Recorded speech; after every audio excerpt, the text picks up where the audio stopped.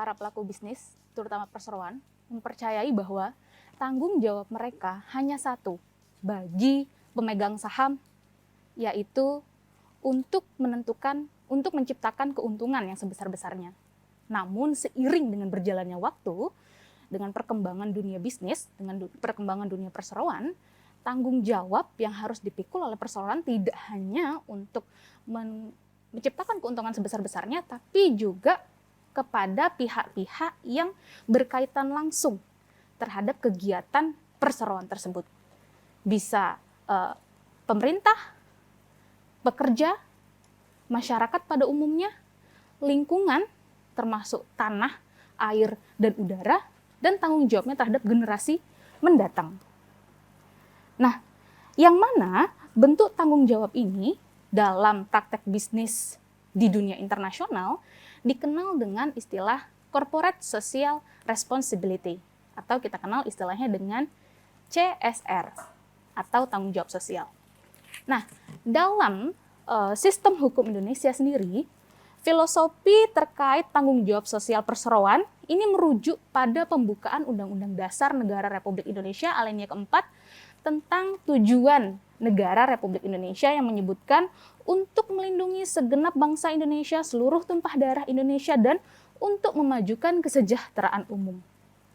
Term memajukan kesejahteraan umum ini merupakan tanggung jawab negara yang mana perlu didukung oleh perseroan pelaku bisnis demi mewujudkan pembangunan ekonomi negara.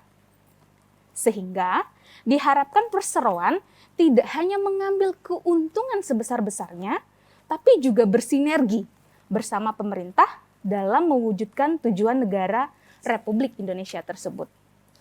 Edisi kali ini, Dialog Publika, Hukum dan Kebijakan Penyelenggaraan Negara, edisi 19 Mei 2022 akan mengangkat tema mengenai tanggung jawab sosial dan lingkungan perseroan dalam perspektif hukum bersama saya, Griselda.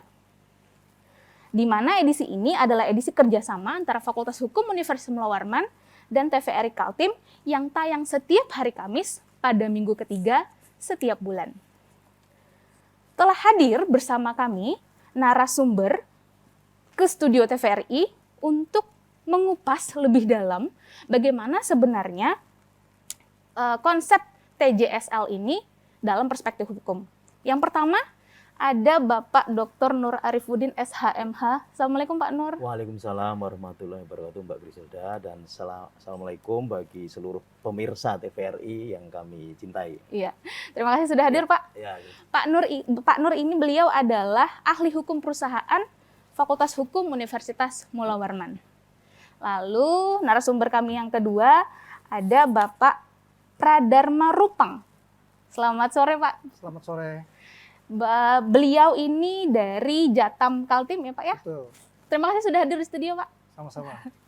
Lalu yang terakhir juga sudah hadir di studio ada Bapak Dr. Rusman Yakub SPD MSI. Assalamualaikum Pak Rusman. Waalaikumsalam warahmatullahi wabarakatuh. Selamat sore dan salam sejahtera bagi kita semua. Iya, terima kasih sudah hadir di studio Pak, sudah bergabung untuk berdialog bersama.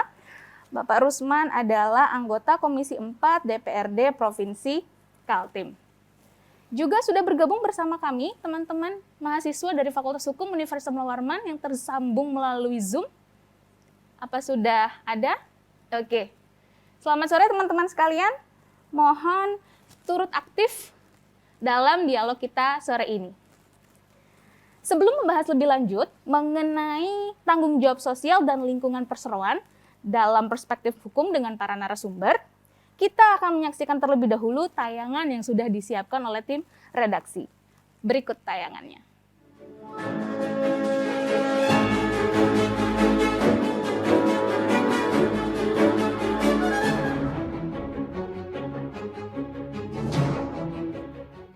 Dalam melaksanakan berbagai kegiatan usahanya, setiap perseroan mempunyai tanggung jawab sosial dan lingkungan atau biasa dikenal dengan istilah Corporate Social Responsibility atau CSR.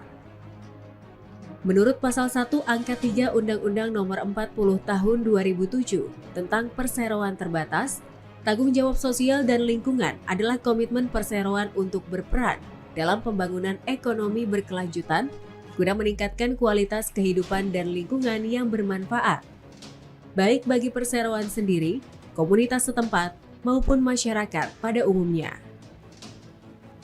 Selain itu, tanggung jawab sosial dan lingkungan juga hadir karena semua pihak menyadari dampak dari operasional bisnis perseroan terhadap masyarakat, baik dampak ekonomi, sosial, dan dampak lingkungan.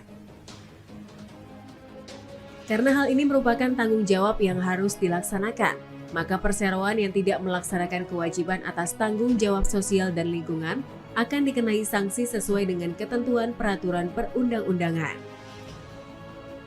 Beberapa kegiatan sebagai bentuk implementasi dari tanggung jawab sosial dan lingkungan perseroan, diantaranya yakni pemberian bantuan sosial, pemberdayaan masyarakat, penyelenggaraan pendidikan, pembangunan fasilitas publik, rehabilitasi alam, dan lain sebagainya.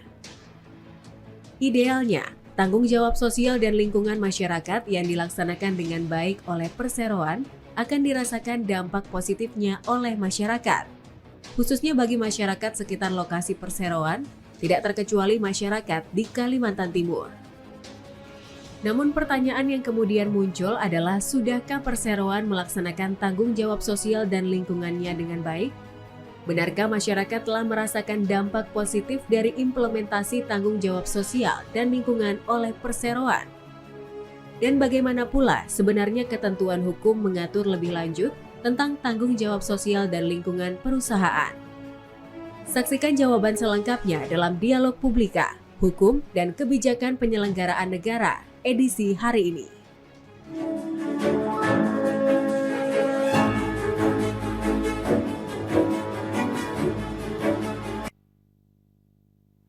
Baik pemirsa, Anda baru saja menyaksikan tayangan pengantar dari dialog kita hari ini. Nah, untuk pertama ini saya akan langsung ke Pak Nur dulu mungkin secara akademis. Pak, tadi sudah disebutkan di tayangan pengantar bahwa ada istilah yang berbeda.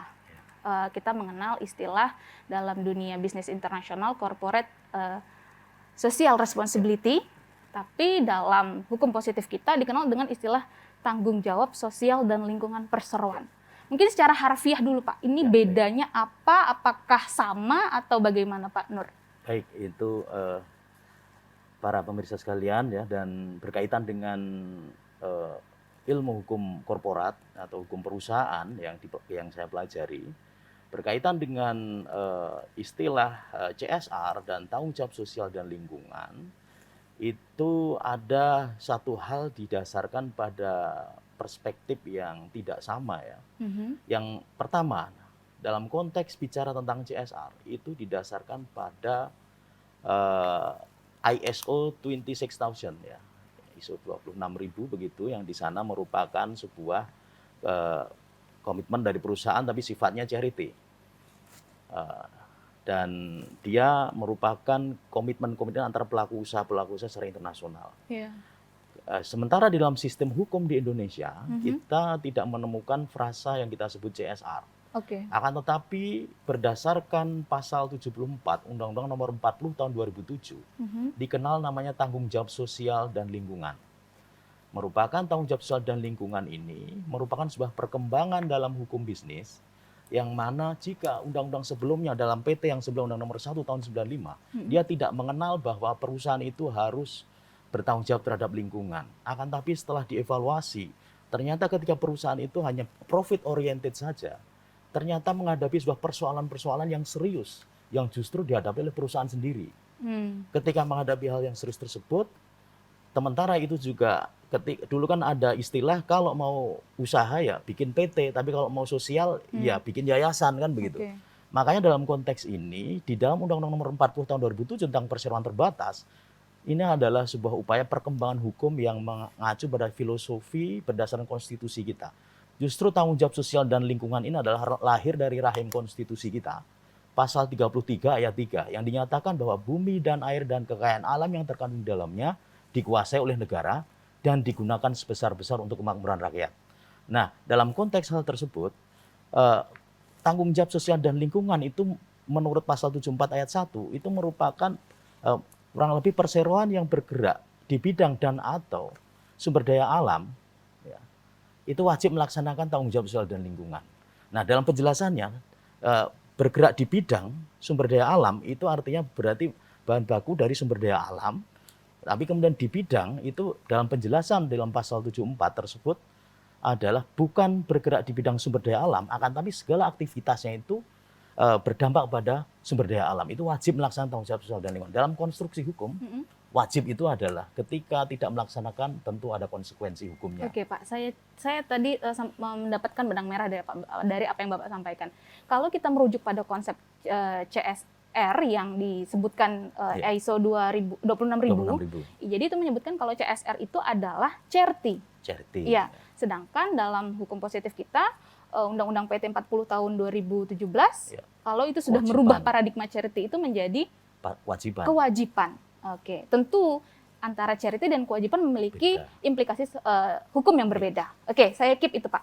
Nah, karena itu wajib, bagaimana Bapak melihat dalam kacamata sistem hukum positif kita, bagaimana konsep ideal dari pelaksanaan mekanisme kewajiban perseroan ini? Baik, saya lanjutkan ya, berkaitan dengan apa makna filosofi dari tanggung jawab sosial dan lingkungan itu adalah menjaga harmoni interaksi hubungan antara stakeholder yang terkait dengan operasional korporasi. Yang mana ketika Undang Nomor 1 tahun 95 tadi banyak perusahaan yang melakukan aktivitas hanya profit oriented, tapi dalam aktivitasnya justru bertentangan bermasalah dengan interaksi dengan masyarakat. Akhirnya dia tidak dapat profit gara-gara jalanan diblokir, karena tidak peduli terhadap masyarakat yang kelaparan di sekitarnya dan persoalan-persoalan kemiskinan yang mendera tiap hari kena debu dan tidak ada kepedulian. Maka di dalam sustainability ekonomi, investasi itu harus didukung dengan pola harmoni interaksi. Nah, hal inilah yang kemudian menjadi roh yang harus didorong di dalam praktek hukum di Indonesia. Jadi kalau di dalam pengalaman saya waktu riset di lapangan, itu banyak perusahaan itu memahami hanya sebatas CSR, jadi charity. Jadi ketika dia membantu terserah saja sesuai dengan ini berdasarkan keuntungan. Tapi kalau di tanggung jawab sosial dan lingkungan tidak melihat dari keuntungan, tapi dia harus dibiayai dianggarkan sebagai biaya perusahaan. Sebagai biaya perusahaan artinya untung tidak untung harus melakukan program tanggung jawab sosial dan lingkungan berdasarkan kepatutan dan kewajaran. Akan tapi kalau di konstruksi charity tadi CSR maka dia dihitung dari persentase keuntungan. Nah persoalannya adalah ya ketika perusahaan kalau untung. Kalau perusahaan kalau nggak untung berarti tidak pernah melakukan tanggung jawab CSR pun itu dia tidak bermasalah. Tapi kalau TJSL lain. Kalau TJSL perusahaan ketika melaksanakan operasional itu dari awal itu sudah harus punya program tanggung jawab sosial dan lingkungan. Apa itu? Kalau memang dianggarkan sebagai biaya bukan dari produksi. Kalau produksi berpengaruh terhadap biaya yang harus dibayarkan oleh masyarakat, oleh konsumen. Tapi ini bukan dari masuk ke biaya produksi, tapi memang anggaran operasional perusahaan dalam rangka menjaga harmoni interaksi dengan masyarakat, pemerintah, dan kemudian perusahaan itu sendiri itu supaya harmoni interaksi, supaya sustainability di dalam operasional korporasi dan masyarakat. Jadi seharusnya memang TJSL ini sudah direncanakan dari awal, bukan menunggu berapa keuntungan dari perusahaan tersebut, kemudian itu yang dikeluarkan sebagai charity. That's it. Jadi tidak dilihat dari persentase keuntungan, tapi dianggarkan sebagai biaya. Karena kalau dari keuntungan, ya kalau perusahaan laporannya untung. Kalau tidak untung berarti nggak harus melakukan CSR kan. Itu yang kadang sering terjadi alibi untuk digunakan supaya tidak menarik melakukan apa yang program. disampaikan oleh Pak Nur. Jadi memang ada perbedaan konsep yang kalau di CSR berdasarkan ISO 26000 itu mengedepankan konsep charity, sedangkan dalam hukum positif kita ini merupakan kewajiban dari pelaku usaha. Saya ke Bapak Rusman terlebih dahulu. Pak, bagaimana apa tadi yang disampaikan oleh Pak Nur, TJSL dengan CSR adalah konsep yang berbeda. TJSL ini merupakan kewajiban dari perseroan tersendiri. Bapak melihat implementasi TJSL yang dilakukan oleh perseroan-perseroan yang ada di Kalimantan Timur terkhusus mungkin seperti apa, Pak? Ya, saya kira apa yang disampaikan Pak Nur itu fakta di lapangan memang seperti itu. Artinya existing hari ini itu memang belum menerapkan yang namanya tanggung jawab sosial dan lingkungan. Jadi perusahaan itu semuanya hanya menganggap bahwa CSR itu adalah charity. Itu problem. Sampai sekarang ya Pak? Sampai hari ini. Padahal mestinya memang yang namanya perusahaan mengeksploitasi alam itu mestinya tanggung jawab sosial dan lingkungannya itu jauh lebih tinggi keharusan atau kewajibannya ketimbang dengan bisnis-bisnis yang lain. Karena apapun alasannya, saya sampai hari ini masih menganut pandangan bahwa yang namanya investasi di bidang tambang itu adalah predator menurut saya gitu loh. Itu adalah perusak lingkungan gitu loh. Wow. Nggak ada sejarahnya itu perusahaan tambang itu adalah memperbaiki lingkungan, nggak ada itu. Boleh kita nantilah teman-teman Jatam lah yang lebih, tapi apa faktanya gitu loh. Ketika bicara tentang tanggung jawab sosial dan lingkungan, jauh dari apa yang menjadi harapan kita. Jadi seminggu terakhir ini yang ramai di bumi Kalimantan Timur itu sebetulnya bagian terkecil dari problematika kita selama ini gitu loh.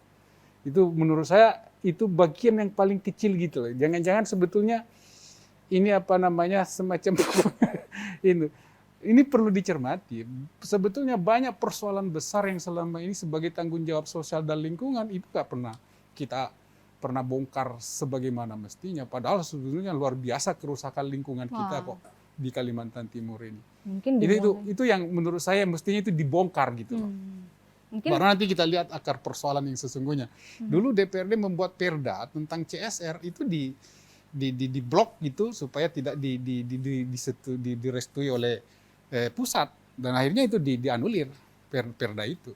Padahal kita melihat bahwa ini ada satu keharusan itu, tapi itu dihambat oleh kelompok-kelompok pengusaha itu juga gitu. Oke, menarik. Sudah ada perdanya ya Pak terkait CSR ini di Kalimantan Timur sendiri. Ya, tapi itu tidak karena dianggap perda yang menghambat investasi. Oke, baik. Ditahan dulu Pak sampai di situ. Saya mau minta pendapatnya Bapak Rupang terlebih dahulu. Bagaimana kalau Jatam sendiri melihat implementasi dari konsep TJSL ya, TJSL di bumi Kalimantan Timur ini? Ya, terima kasih Mbak. TJSL secara filosofi politiknya, politik hukumnya itu memang belas kasihan. Politik hukumnya belas kasihan? Iya.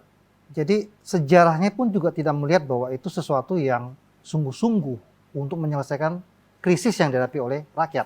Wow. Tidak hanya di Kaltim, bahkan juga di seluruh Indonesia. Jadi dalam bentuk filosofi di Belet pasal 74 di Undang-Undang 2007 tahun nomor 40 itu.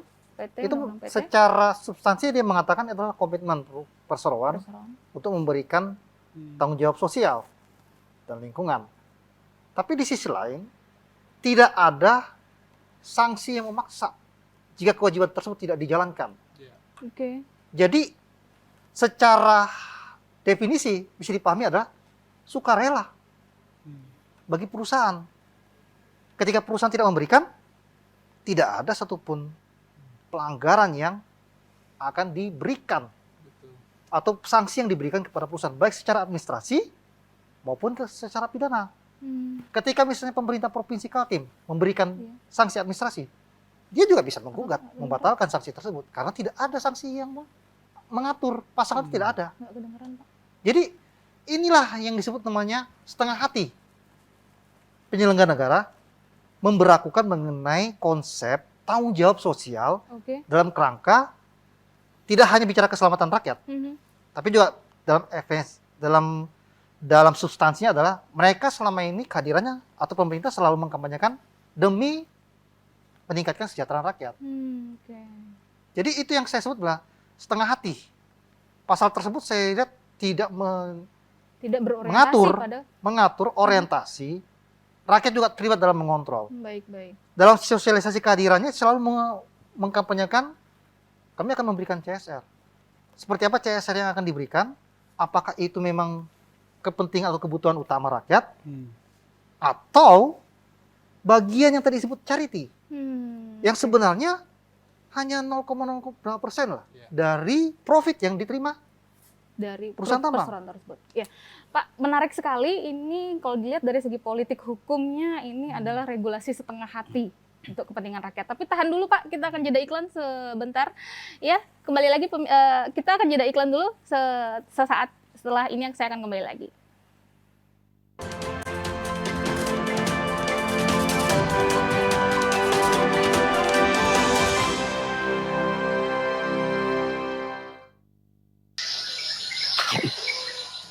Lantai 2 posisi. Siap, Kode 1. Lantai 2 di posisi. Ganti. Siapkan barangnya. Temui saya di lokasi yang kita sepakati ya. Cepat. Siap, Kode 1. Segera disiapkan.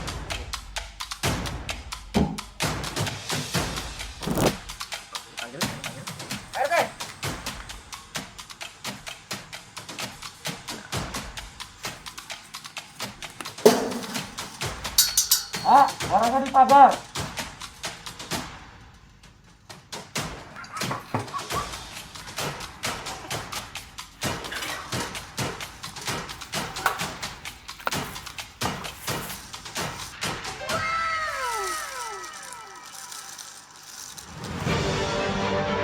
Berjuang isoman. Tidak pernah membiarkan mereka yang berjuang melawan COVID-19. Yeay! Bu, cuaca pagi ini cerah betul. Ayo kita berjemur, biar sehat. Oh iya ya Pak ya. Gitu. Ayo.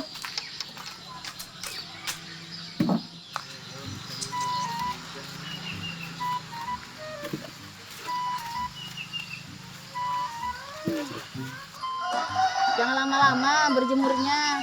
Nanti kering seperti ikan asin yang sejemur ini. Ya berjemurnya jangan seharian dong. Nanti kering kayak ikan asinmu. Matahari pagi sangat baik untuk kesehatan tubuh kita. Terlebih masa pandemi ini. Memang kalian kebal sama COVID-19. Ya udah yuk, kita ikut berjemur juga.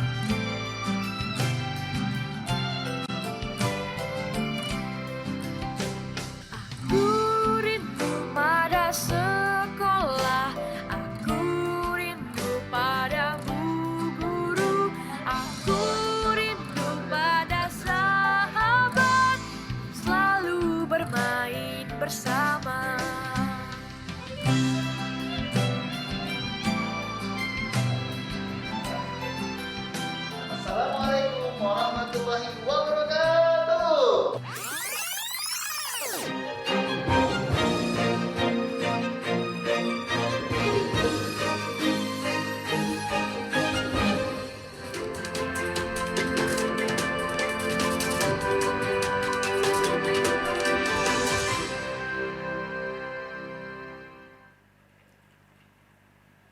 Baik, selamat bergabung kembali pemirsa di Dialog Publika, Hukum dan Kebijakan Penyelenggaraan Negara. Edisi kali ini kita akan membahas mengenai tanggung jawab sosial dan lingkungan perseroan dalam perspektif hukum. Masih bersama saya Griselda dengan 3 narasumber yang akan berdialog bersama. Saya kembali lagi ke Pak Rupang. Tadi saya mengquote bahwa regulasi TJSL kita berdasarkan Undang-Undang PT itu regulasi setengah hati seperti itu. Tapi bukankah selama ini tidakkah memberikan manfaat program-program TJSL yang mungkin sekarang sudah dilakukan oleh perusahaan-perusahaan yang ada di Kalimantan Timur secara khusus? Ya, kita harus periksa baik-baik ya. Baik. Seberapa besar dia menggerakkan ekonomi makro rakyat, ekonomi kecil rakyat ya. Di sisi lain, ketika perusahaan mengklaim membina sejumlah masyarakat, baik di kelompok tani, terus misalnya kerajinan-kerajinan, tapi di sisi lain, semua faktor-faktor ekonominya juga berhubungan dengan lingkungan. Untuk bisa meningkatkan misalnya ekonominya, baik jual beli dan segala. Tapi ketika mengalami bencana, banjir, industri pencemaran, itu juga tidak sedikit gangguan yang harus ditanggung oleh si ekonomi tadi, makro. Dan juga para ekonomi lain yang ada di lingkar tambang. Yang justru akhirnya bukan profit yang diterima oleh si ekonomi rakyat. Tapi mereka justru harus menutupi dan menambal lebih besar daripada dana yang diklaim dana pembinaan oleh korporasi dibandingkan sebenarnya benefit yang harusnya diterima oleh rakyat sekitar. Jadi Justru yang terjadi adalah kehadiran perusahaan, bukan perusahaan melayani rakyat, masyarakat setempat. Justru yang ada adalah masyarakat secara jasa, ekonomi, dan justru melayani korporasi. Wow. Jadi sumber-sumber ekonomi rakyat itu diharapkan untuk justru memberikan karpet merah kepada si perusahaan tambang. Airnya silakan, air saya dirusak. Sumber mata air saya silakan dihilangkan. Hutan kami silakan dihajar. Tapi ketika hutannya hilang, habitat-habitat satwa itu akhirnya turun ke sawah-sawah masyarakat. Dan akhirnya gagal panen. Ya. Masyarakat lagi yang kena dampaknya. Masyarakat lagi kena dampaknya. Bagaimana CSR bisa mengatasi itu? Iya. Oke, saya simpan, Pak. Saya ke Pak Rusman. Pak, lantas apa peran pengawasan DPRD dalam hal ini melihat pendapatnya dari Pak Rupang tadi? Ya, kalau itu kita sebetulnya udah sering sampaikan gitu loh. Tetapi kembali lagi pada persoalan itu, di mekanisme undang-undang kita tidak ada pengenaan sanksi. Itu persoalannya. Ketika misalnya kita minta tuntutan tanggung jawab sosial dan lingkungan misalnya, jangan soal CSR seperti itu. Yang ternyata sudah kelihatan melakukan pelanggaran hukum terhadap pencemaran lingkungan misalnya, mana ada perusahaan yang dieksekusi. Itu persoalan. Karena kenapa? Kadang-kadang pemilik perusahaan itu jauh lebih berkuasa dari penguasa itu sendiri.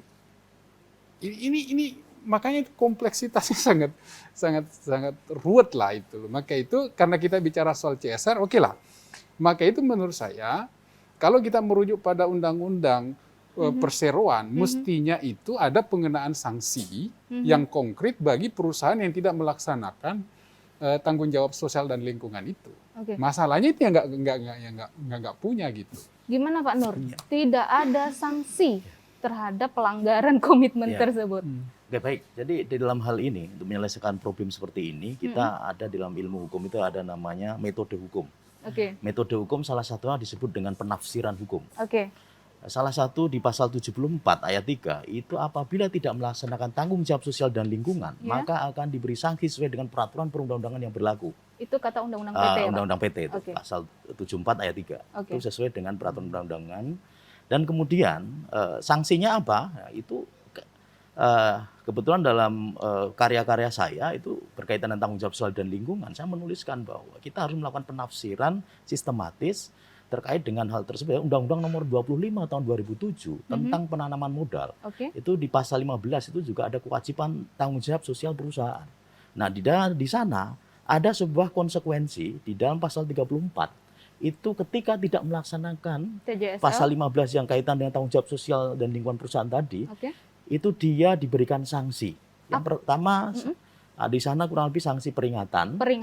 Kemudian peringatan tertulis, kemudian pembatasan aktivitas, yang paling berat adalah pencabutan izin. Sanksi administrasi ya? Iya, sanksi administrasi. Nah, kemudian problemnya adalah, sebenarnya tadi yang disampaikan oleh Pak Dr. Rusman ya, itu juga di dalam Perda nomor 3 tahun 2013, itu di Provinsi Kaltim itu ada namanya tanggung jawab Perda terkait dengan tanggung jawab sosial dan lingkungan dan program kemitraan bina lingkungan. Iya, betul. Nah, di sana itu ada aturan-aturan. Nah, cuma perlu yang kita dorong adalah di dalam pasal 18 tersebut ada kelembagaan di situ. Pelembagaan yang harus dibentuk adalah ada forum tanggung jawab sosial dan lingkungan yang harus itu terdiri dari, jadi dalam Perda tersebut memerintahkan bahwa tiap kabupaten kota itu wajib membentuk istilahnya tim teknis tanggung jawab sosial dan lingkungan. Nah, tim teknis tanggung jawab sosial dan lingkungan itu terdiri dari unsur akademisi, unsur pemerintahan daerah, unsur perusahaan, dan unsur masyarakat. Jadi harus ada ini harus ada elemen. dibentuk. Nah, nanti terkumpul dalam, saya coba tafsir secara sistematis, itu nanti ada terkumpul dalam sebuah forum komunikasi tanggung jawab sosial dan lingkungan untuk membahas seperti apa pelaksanaan di Provinsi Kaltim pada umumnya di situ. Nah, ini yang sebenarnya di dalam kalau kita belajar di Fakultas Hukum ada teori efektivitas hukum itu kan yang sering ini. Dalam penegakan hukum itu ada 5 faktor yang harus ada. Yang pertama aspek aturannya. Aturannya harus jelas secara aspek filosofis, sosiologis, dan yuridis. Tidak bermasalah. Jelas. Kemudian yang kedua, penegak hukumnya. Dalam penegakan, dalam konteks hal ini penegakannya itu kan adalah tim teknis tadi yang terdiri dari 4 unsur. Apakah ini sudah terlaksana atau belum? Itu kan perlu kita cek. Ketika kita siapkan, ada nggak sarana dan fasilitas bagi tim ini? Kemudian berikutnya dukungan masyarakat sejauh mana untuk bisa keterlibatan pemahaman aspek pemahaman tentang tanggung jawab sosial dan lingkungan dan program kemitraan bina lingkungan tadi. Kemudian yang terakhir adalah kultur hukum. Itu kan harus 5 hal harus lengkap. Kalau hanya aturan saja, nggak ada penegak hukum, nggak ada petugas yang ditunjuk, nggak ada sarana fasilitas, ya itu nonsen, akan sebatas tumpukan aturan. Baik, saya ke Pak Rusman dulu. Pak, kata Pak Nur ada forum TJSL. Ya. Ada tidak Pak di Kalimantan Timur? Ada. Jadi dan ini memang ini makanya terjadi juga komplikasi di forum ini ya. Kenapa? Kemarin kita undang ke teman-teman itu, ternyata forum CSR itu ada banyak juga ternyata. Oh, tidak hanya satu? Ya, tidak hanya satu. Ada forum CSR dalam kesejahteraan sosial, ada forum CSR dari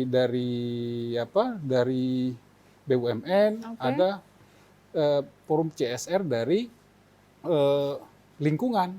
Nah, yang kemarin yang kita undang itu adalah ternyata karena kami juga baru tahu bahwa ternyata ada beberapa forum itu. Nah, dari kemarin kita dengar sepintas dari teman-teman forum CSR itu sendiri, itu juga malah tidak jelas, bahkan kebingungan juga dalam persoalan ini.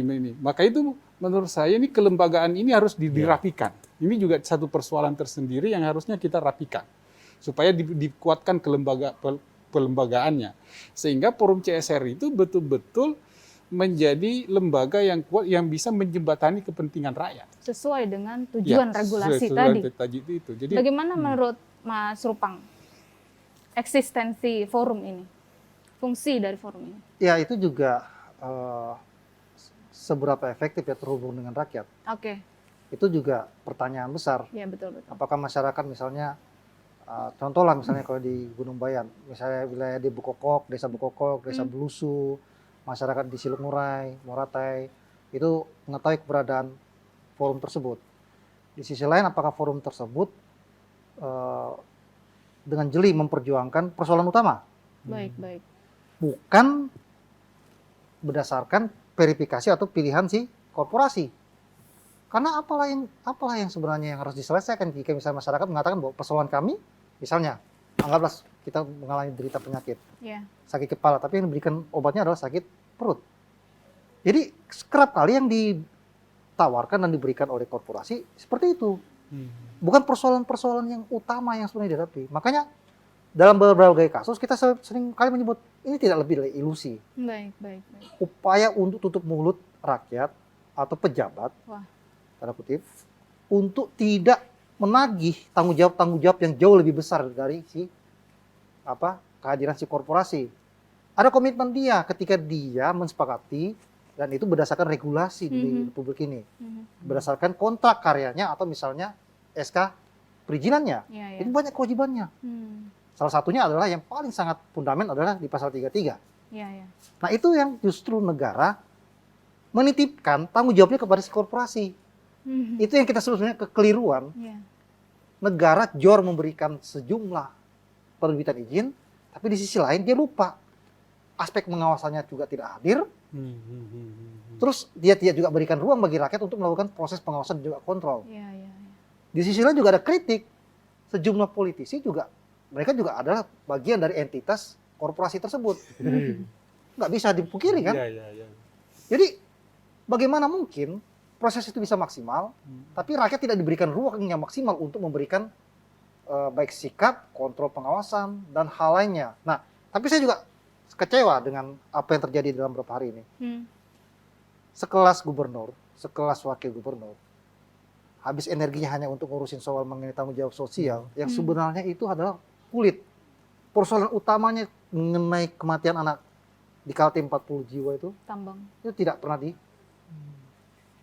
diselesaikan. Persoalan bagaimana kerusakan lingkungan, 60% kasus bencana ini yang terjadi di Kaltim itu adalah banjir. Iya, betul.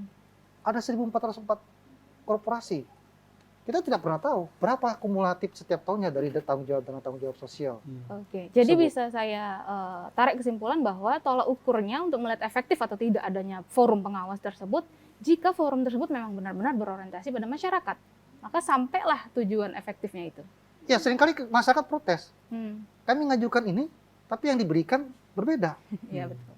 Jadi, seefektif apa, harusnya juga dia bagian bisa menyampaikan kembali apa yang dibutuhkan rakyat. Dengarkan apa yang dimau oleh si komunitas. Jangan ketika komunitas hadir, dipoto, masukkan plang, ini hasil pembinaan. Padahal si komunitas mengatakan bahwa ini hanya masalah kecil. Saya bisa membiayai ini. Masalah saya adalah banjir nih sampai menghancurkan tanaman sayuran saya yang sepanjang 1 hektar. Jadi, itu tidak saya ingin tambahkan gini. Silakan, Pak. Problematika di lapangan yang sering kita temui adalah mestinya kan kalau perusahaan itu di dalam setiap membuat semacam rencana kerja bisnis tahunan, mestinya kan di awal itu juga disampaikan program CSR-nya ke depan itu apa yang sesuai dengan itu. Di ini banyak perusahaan justru nanya ke ini apa yang harus kami bantu. Menurut saya ini keliru. Oke. Ini menurut saya itu satu kekeliruan yang mendasar juga. Padahal di dalam perintah undang-undang perseroan itu kan jelas sebetulnya. Ada program yang harus dibuat sebelumnya. Kemudian sayangnya pemerintah tidak pernah melakukan evaluasi rencana kerja bisnis perusahaan-perusahaan itu. Mestinya Kementerian ESDM atau dinas terkait itu memeriksain itu dulu, jangan keluarkan izin produksinya kalau enggak beres itu. Itu satu yang harusnya kita ingatkan itu. Yang kedua, itu tadi problem sosial dan lingkungan masyarakat yang di sekitar tambang itu sebetulnya bukan itu yang dibutuhkan, itu yang diberi. Karena kenapa? Karena perusahaan sendiri merusak kondisi masyarakat di situ, menutupinya dengan bantuan sembako dan lain sebagainya. Padahal sebetulnya bukan itu gitu. Benar apa yang disampaikan Pak Rupang tadi, itu jadi semacam tutup mulut. Itu. Ya, Pak, ya? Oke, baik. Tambahan saya. Oke. Keberadaan tanggung jawab sosial itu memang tidak dianggap hal yang penting. Kenapa? Dalam beberapa kali pernyataan pemerintah, baik pemerintah pusat, evaluasi perizinan, baik kontrakarya, itu tidak memasukkan tanggung jawab sosial sebagai bagian dari evaluasi. Dia hanya bicara soal mengenai administrasi, neraca keuangan atau finansial, teknik lingkungan, kewilayahan. Aspek mengenai tanggung jawab sosial ini tidak masuk dalam kriteria itu. Makanya saya bilang, pemerintah tidak sungguh-sungguh berbicara mengenai keselamatan rakyat dan juga kesejahteraan rakyat di kawasan di lingkar tambang. Oke, baik. Saya ke Zoom dulu Bapak-Bapak karena sudah ada 4 mahasiswa Fakultas Hukum yang juga ingin berdiskusi bersama dengan kita semua. Oke, teman-teman di Zoom sudah tergabung? Silakan dihidupkan. Ya, Bu. Ya, silakan. Siapa yang pertama? Ya, Bu. Saya yang silakan. Ya, baik, sebelumnya apakah suara saya terdengar dengan jelas? Terdengar. Bukan persoalan sampai sih. Terima kasih kepada Ibu Fiselda. Sebelumnya perkenalkan, nama saya Dea Amelia Ananta, saya mahasiswi angkatan 2019 Fakultas Hukum Universitas Mula Warman, konsentrasi Hukum Perdata. Adapun pendapat maupun pertanyaan yang akan saya berikan terkait dengan pembahasan kita pada hari ini, yaitu tanggung jawab sosial dan lingkungan oleh perseroan dalam perspektif hukum, yaitu bagaimana jika kita melihat berpatokan, saya sendiri berpatokan kepada Undang-Undang 40 tahun 2007 tentang perseroan terbatas pada bagian awal menimbang pada huruf C di mana katakan adanya perseroan itu untuk membantu pembangunan perekonomian secara nasional, memberikan landasan hukum untuk memacu pembangunan yang ada di mana dengan adanya pembangunan tersebut akan memberikan manfaat yang baik. Mungkin bukan bisa langsung ke pertanyaannya Mbak Dea? Oh iya Ibu.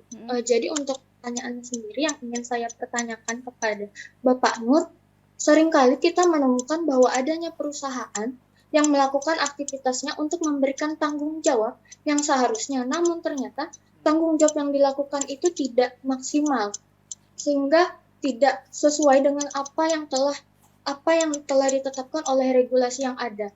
Menurut Bapak Nur, untuk perspektif hukumnya itu seperti apa? Terima kasih, itu saja pertanyaan dari saya. Oke, terima kasih Mbak Dea. Selanjutnya dari Zoom, silahkan. Hai Bu. Silakan. Ya, baik. Sebutkan namanya. Sebelumnya terima kasih. Ya, terima kasih Bu Grizelda karena telah memberikan waktu dan kesempatannya. Perkenalkan, saya Nur Aziza Batari, selaku mahasiswa Fakultas Hukum Universitas Mula Warman, konsentrasi Hukum Perdata. Jadi sebagaimana pemaparan dari para pemateri kita atau narasumber kita pada sore hari ini, khususnya Bapak Dr. Nur Arifudin yang menyatakan bahwa CSR atau TJSL ini merupakan suatu kewajiban yang dilakukan perusahaan dalam hal tanggung jawab sosial maupun tanggung jawab lingkungan perusahaan. Namun di satu sisi kemudian sebagaimana yang kita ketahui bahwa Kalimantan Timur ini sedang dihebohkan oleh pernyataan oleh pernyataan Wakil Gubernur Kaltim yang menyatakan bahwa ada salah satu perusahaan yaitu PT Bayan Resource yang memberikan bantuan dana CSR-nya ke luar daripada Kaltim. Tapi di satu sisi sebagaimana yang dikatakan Bapak Pradharma Rupang bahwa CSR itu merupakan suatu alat tutup mulut. Kemudian ini juga saya mengutip dari dari salah satu akademisi dan aktivis yang beliau keberatan kalau kita meributkan tentang CSR itu diributkan, namun dampak lingkungan malah didiamkan. Dia menggambarkan bahwa CSR itu sebagai ilusi yang serupa dengan alat tutup mulut. Jadi jadi ketika kita menerima CSR sama dengan kita melegitimasi dosa-dosa mereka atau melegitimasi kerusakan lingkungan yang telah mereka perbuat. Jadi sebenarnya dengan hadirnya CSR ini apakah merupakan tanggung jawab untuk kerusakan lingkungan yang telah dilakukan oleh perusahaan atau memang pada faktanya atau idealnya sama halnya dengan alat tutup mulut untuk melegitimasi kerusakan lingkungan yang telah dibuat oleh perusahaan tersebut. Mungkin itu saja pertanyaan dari saya. Oke, baik. Terima kasih Mbak Nur. Ya, ada 2 pertanyaan Bapak-Bapak. Yang pertama, TJSL dirasa kurang maksimal kata teman-teman mahasiswa. Yang kedua, CSR dianggap sebagai ilusi tadi seperti yang disampaikan Pak Rupang. Silahkan komentar Pak Nur dulu mungkin. Oke, baik. Jadi bagaimana maksimalkannya kan begitu ya? Iya, betul. Memaksimalkannya jadi gini, sekaligus saya menjawab Azizah itu tadi, itu apakah itu menjadi bagian TJSL tutup mulut. Jadi sebenarnya kita harus pahami bahwa perizinan yang diberikan kepada korporasi atau perusahaan oleh negara itu hakikatnya itu kan sebenarnya kenapa harus ada izin itu kan karena nggak dibolehkan. Dia dibolehkan itu hanya kepada orang yang diizinkan atau subjek hukum yang diizinkan. Nah, ketika diizinkan berarti kan dia boleh mengoperasionalkan sepanjang memenuhi syarat. Apa syaratnya? Tidak boleh bertentangan dengan undang-undang, tidak boleh bertentangan dengan ketertiban umum, tidak boleh bertentangan dengan kesusilaan. Nah, undang-undang ini pasal 74 ini tidak menghilangkan kewajiban dia terhadap bagaimana tanggung jawab terkait dengan pencemaran lingkungan, terkait dengan termasuk kalau perusahaan kelapa sawit itu plasma, itu tetap dia harus menjalankan tugas itu. Ini adalah bentuk upaya yang kemudian perusahaan yang diizinkan berdasarkan pasal 33 ayat 3 tadi harus memikirkan juga bagaimana keberadaan masyarakat sekitar perusahaan itu sehingga operasional itu juga sama-sama untuk bisa menjaga bahwa tempat korporasi itu menjadi bagian yang kemudian perlu dijaga bersama untuk keberlanjutan ekonomi gitu. Dia tidak hanya bersifat ambil saja kemudian habis itu tinggalkan. Itu kan konsep investasi itu tidak boleh seperti itu. Dan sebenarnya bukan berarti TJSL itu benar menghilangkan kewajiban yang lain. Termasuk bayar pajak pun juga harus wajib, itu harus melakukan. Kemudian maksimalkannya kalau dari konstruksi berpikir ya itu dari persoalan sebenarnya bisa dikembangkan di dalam peraturan sendiri. Cuman persoalannya memang persoalan tanggung jawab sosial dan lingkungan itu mengalami sejarah yang panjang, termasuk di sekitar tahun 2010 itu pernah diajukan judicial review, tapi untungnya Mahkamah Konstitusi itu tetap memperkuat bahwa ini lahir dari rahim konstitusi, ini bukan dari yang disebut dengan CSR yang tanggung jawab sosial perusahaan tadi yang dia bisa melakukan sosial tapi tidak harus di sekitar. Kalau CSR tidak harus di sekitarnya. Tapi kalau tanggung jawab sosial dan lingkungan itu harus di sekitarnya. Problemnya adalah kenapa kok tidak dilakukan di sekitarnya dan sayangnya juga yang bagian mengevaluasi tidak ada. Tim itu harus merekomendasikan di kabupaten misal terjadi hal seperti itu, direkomendasikan, dievaluasi siapa yang melakukan tanggung jawab sosial dan lingkungan dan siapa yang tidak melakukan. Habis itu hasil kajiannya direkomendasikan ke Bupati.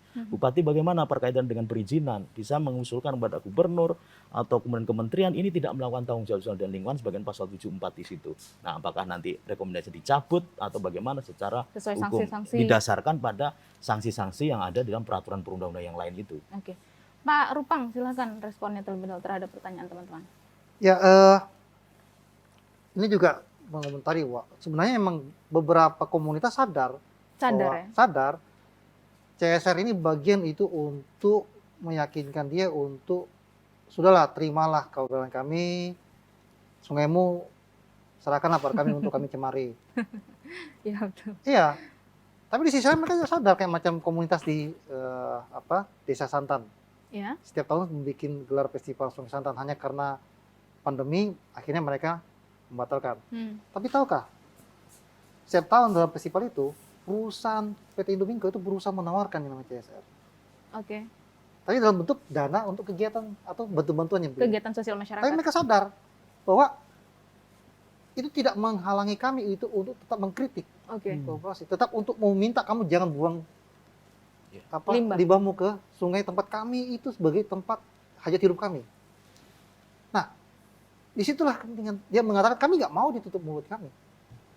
Tapi ingat, sepanjang hingga tahun ini peristiwa pencemaran itu masih berlangsung. Sampai saat ini? Masih berlangsung. Masyarakat juga bahkan melaporkan ke Gakum. Akhir tahun kemarin. Dan hingga hari ini belum ada prosesnya. Pertanyaan kemudian, pemerintah yang meributkan CSR ini mengawal enggak itu? Karena hal itu yang jauh lebih besar. Nah, hal yang saya tanyakan adalah bagaimana keberlanjutan ekonominya? Ya. Pasca tambang. Nyaris semua kampung-kampung yang ada di Kaltim, bahkan di Samarinda, CSR itu sporadis, tidak terencana. Betul. Bagaimana ekonomi pasca tambang? Mereka harus menyelesaikan sendiri. Nah, terus bagaimana pemerintah bicara mengenai misalnya mengevaluasi CSR atau tanggung jawab sosial? Tidak hadir kan? Iya. SDM, apakah pernah mengutak-ngatik soal itu? Iya. Di sisi lain, Kementerian SDM punya kewenangan untuk berbicara mengenai menerbitkan izin. Dia juga diberikan kewenangan itu untuk melakukan reklamasi dan pemulihan. Di sisi lain dia berorientasi merusak, di sisi lain dia berorientasi untuk memulihkan. Bagaimana mungkin itu akan terjadi? Apakah tanggung jawab sosial akan menyelesaikan persoalan pemulihan? Ya. Seperti tadi dengan Pak Nur? Ya, betul. Saya pesimis. Karena warisan hingga hari ini ada 1.735 lubang tambang di Kaltim. Dan tahu nggak, tawaran Kementerian LHK dirubah menjadi wisata kolam, dirubah menjadi fasum, dirubah untuk budidaya ikan. Karena pada akhirnya CSR tidak bisa menjawab persoalan kemiskinan yang ada terjadi di masyarakat Kaltim. Sekarang pertanyaannya adalah apa posisi tawar pemerintah provinsi untuk memastikan bahwa keberadaan mereka itu dilindungi. Ya, masyarakat ya, bicara soal keselamatan. Itu tidak berkutat di urusan itu aja, tapi ada persoalan utama tadi, kerusakan lingkungan. Terus masyarakat keselamatannya juga ingat, Sungai Mahakam itu sudah dipenuhi sesak oleh tongkang. Dalam setahun berapa rumah yang ditabrak sama tongkang? Apakah CSR bisa menyelesaikan itu? Oke. Saya tahan dulu, Pak Rusman. Sebentar saya ke dua penanya lagi, baru nanti. Silakan dua penanya dari Zoom. Ibu, apakah suara saya, Ibu? Terdengar? Saya bisa terdengar? Silakan sebutkan nama. Ya, terima kasih banyak atas langsung ke waktunya. Pertanyaannya saja. Perkenalkan, nama saya Mustika Rahma Siregar. Tadi saya masih penasaran dan agak bingung dengan pernyataan Pak Pradama Rupang yang mengatakan bahwa regulasi pasal 74 Undang-Undang Nomor 40 Tahun 2007 tentang perseroan terbatas itu setengah hati. Bagaimana sih pandangan Pak Nur Arifuddin dari pihak akademisi terhadap pernyataan tersebut? Apakah itu artinya perlu ada perubahan lagi terhadap peraturannya, melihat masih banyak kekacauan dan kerusakan yang terjadi dari korporasi? Itu aja dari saya. Terima kasih. Silahkan yang terakhir, langsung ke pertanyaannya saja. Baik, terima kasih Bu untuk kesempatannya. Perkenalkan, saya Monika Kristiani dari Fakultas Hukum Universitas Mula Warman. Adapun jika teman-teman saya tertarik, mohon maaf sebentar Bu. Halo Mbak. Oh iya, maaf Bu. Nah, di sini jika teman-teman saya tertarik dengan pengelolaan pertanggungjawaban tentang sosial dan lingkungan tadi, namun saya lebih tertarik membahas terkait berita yang sedang hangat diperbincangkan pada saat ini di Kalimantan Timur, yaitu terkait penyaluran dana CSR tadi, yang membuat saya tertarik di mana dikatakan dalam penyaluran dana tersebut terdapat dana pribadi yang juga disalurkan atas nama CSR. Adapun yang saya ketahui, CSR sendiri kan itu pertanggungjawaban daripada perusahaan terkait lingkungan dan sosial. Nah, adapun yang saya ketahui juga bahwasanya kekayaan daripada perusahaan dan kekayaan pribadi itu dipisahkan. Yang menjadi pertanyaan saya, apakah dana pribadi atau kekayaan pribadi dari salah satu petinggi perusahaan tadi dapat dimasukkan atau dapat disebutkan juga sebagai dana CSR? Kalau menurut saya itu lebih, kalau misalnya penyaluran dana pribadi itu mungkin lebih kepada sumbangan, mohon maaf kasarnya sumbangan seperti itu, Bu. Mohon maaf jika ada kekeliruan dalam pertanyaan saya. Sekian dan terima kasih. Baik, terima kasih Mbak Monika. Yang pertama ada Mbak Mustika dan yang kedua ada Mbak Monika. Mbak Mustika mempertanyakan tentang regulasi setengah hati tadi, lalu bagaimana skema pembiayaan dari TJSL ini? Apakah bisa dari dana pribadi seperti yang terjadi? Pak Rusman, silahkan. Ya, jadi gini, memang kalau kita bicara tentang investasi, dunia investasi atau dunia perseroan, jadi CSR itu bukan harus dimaknai bahwa tidak hanya CSR menjadi bagian dari tanggung jawab perusahaan itu, tetapi ada juga tidak mengurangi tanggung jawab yang lain, termasuk misalnya soal reklamasi. Itu juga adalah bagian tanggung jawab, kemudian membayar pajak dan lain sebagainya. Hanya persoalannya adalah implementasinya ini yang barangkali yang menjadi persoalan di lapangan. Dan itu yang harusnya kita betul-betul dorong pemerintah supaya betul-betul pemerintah atau kekuasaan itu bukan berdiri di bawah kekuasaannya para investor itu. Itu yang penting sebetulnya gitu loh. Jadi kekuasaan itu betul-betul menjadi pemegang regulasi dan mengendalikan regulasi itu kepada para pihak yang berkepentingan dengan hal seperti itu, satu. Yang kedua, saya lebih tertarik tadi pertanyaan terakhir. Klarifikasinya PT Bayan dari pihak PT Bayan kemarin itu memang mengatakan bahwa itu bukan dana CSR, tetapi itu adalah dana pribadi dari pemilik perusahaan PT Bayan. Oke, kalau itu memang dana pribadi, kita nggak bisa berbuat apa-apa. Tetapi perlu diingat oleh PT Bayan dan pemiliknya bahwa sumber kekayaannya itu juga bersumber dari Kalimantan Timur. Betul. Artinya dia tidak boleh juga bahwa itu adalah urusan kehendak pribadinya mau menyumbang dengan siapapun silakan, tetapi dia harus pahami bahwa sumber kekayaanmu itu ada di sini gitu loh. Mestinya juga tidak boleh mengabaikan Kalimantan Timur. Itu yang harus kita ingatkan kepada semua perusahaan gitu. Iya. Lalu yang kedua, menjawab dari pertanyaan adik-adik mahasiswa tadi, ada hal yang harus kita perhatikan bahwa CSR itu saya sampai hari ini punya keyakinan bahwa CSR itu tidak mampu menjawab persoalan sesungguhnya masyarakat yang ada di sekitar wilayah kerja mereka. Salah satu contoh, bicara tentang stunting di Kalimantan Timur saja misalnya. Itu termasuk dan masyarakat yang terdampak itu ada di sekitar wilayah-wilayah itu, mana tanggung jawab mereka? Kurang tepat sasaran. Iya. Jadi menurut saya memang ini momentum untuk kita evaluasi, mengevaluasi baik dari segi regulasi, penguatan regulasinya, kemudian yang kedua lembaganya, kemudian yang ketiga kita memang harus menurut kita tuntut tanggung jawab sosial dan lingkungan dan tanggung jawab moral para perusahaan itu. Baik, bidang pendidikan, bayangkan ada SMK negeri miliknya pemerintah di Kutai Timur itu yang prodinya adalah prodi otomotif dan alat berat, tapi mesin alat prakteknya nggak ada, padahal perusahaan-perusahaan gede di Kutai Timur itu yang bersiliweran alat-alat besar itu masa nyumbang itu aja nggak bisa. Saya tangkap Pak, maksud Pak Rusman. Pak Nur, sekalian closing statement, Baik. 1 menit. Baik, jadi gini, ini sekaligus juga meramu pesan saya secara bagian dari akademisi. Tanggung jawab sosial dan lingkungan itu merupakan sebuah kewajiban, sekali lagi yang bukan dilihat dari tingkat berapa keuntungannya, tapi dia harus direncanakan sebagai biaya perusahaan operasional, perusahaan dalam rangka untuk melaksanakan program-program di perusahaan tersebut.